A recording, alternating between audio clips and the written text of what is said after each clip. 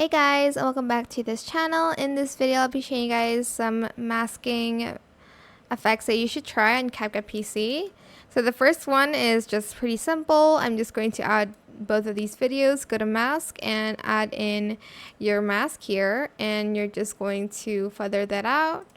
Maybe make this a little bit up here if you'd like. Something like that. You can also double mask now or triple. You can add a lot of masks now. If you add a mask here,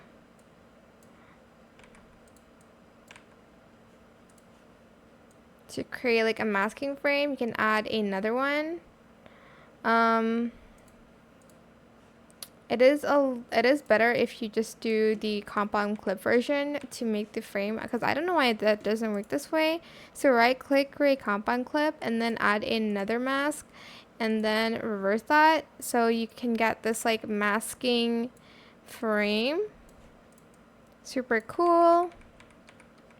There's a bunch of things you can really do with it. It's totally up to your creativity.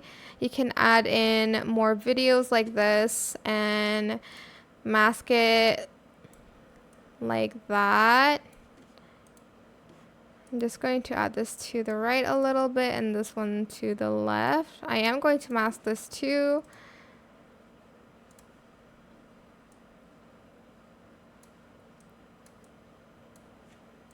Something looking like this. You can also I don't know, there's a lot of things you can do with this. You can even use a pen tool to mask stuff out.